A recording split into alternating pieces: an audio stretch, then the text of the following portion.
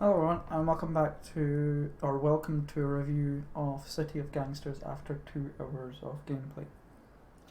I didn't mind this game at all. It's very RNG based, and I don't mind RNG games. I play Civ 4, I play Path of Exile, I play a lot of RNG based games, so I don't mind that at all. I don't know if this is better than the Paradox Gangster game. I haven't played the Paradox Gangster game. There's a lot of things missing in this game which would make it more interesting and more fun. Like, I should be allowed to purchase buildings to make legal and illegal buildings. That's something that I should be allowed to do. I should be allowed to expand buildings so that I can have more than one illegal building in the back. Because if I'm making booze somewhere, I would probably have the speakeasy in the place that I'm making booze. I wouldn't have a speakeasy in the opposite end of town. But I'm not entirely sure. I also should be allowed to have a storage facility. Not in my storage in my original safe house should be fucking huge, not tiny. Like, the amount of storage I was allowed to have was next to fucking nothing. I couldn't do anything. At some point in the game, I physically couldn't do anything because I kept storing too much of something. And I didn't want to store any more of that because I can't sell that. Stoneware Crocs? I couldn't use the stoneware Crocs faster than I could produce them. I would have to have 3 buildings to use the Crocware, whatever the fuck they're called, which is insane. I should be able to limit that. I should be able to say to the game, do not produce more than 60 or some stupid shit like that. Because that's a major flaw in the game. I need 3 businesses in order to outproduce 1. I need 3 illegal businesses to outproduce 1 legal business, which is insane. And of course it changes every so often. Like, sometimes you'll produce crockpots, sometimes you won't. I think the legal business shouldn't produce anything. I think the legal business should be something that should just run itself and just make you money instead. Or even nothing. It should just be there. It shouldn't actually be a thing. You could just make money from it, and that's also fine.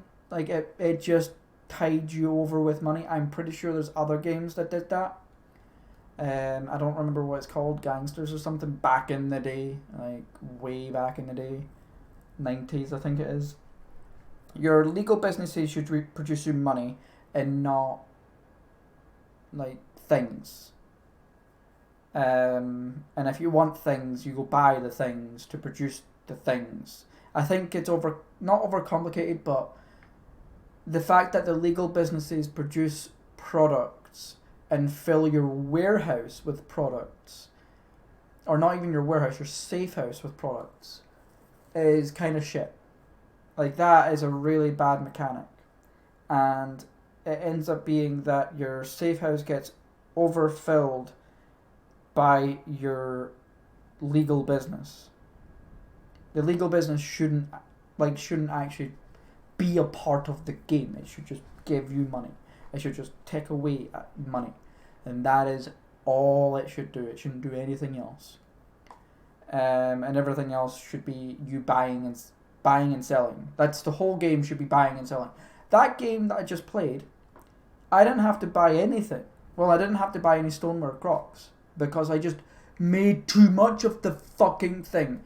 If you want me to buy stuff, legal businesses shouldn't produce anything except money. And then you use the money from the legal business to go buy illegal stuff, to then sell the illegal stuff to other people. So annoying. Yeah, and the barter thing, fine. I get it. I get the fact that you can barter and you can go up in price and go down in price and stuff like that. But the game, I like this game, but there's better gangster games out there. Much, much better gangster games out there. Will I play this again? Probably not. Did I like it? Kinda did. But it's not the best game. There's better ones. If I was to rank this, 5. Yeah, probably a 5 or 6 out of 10.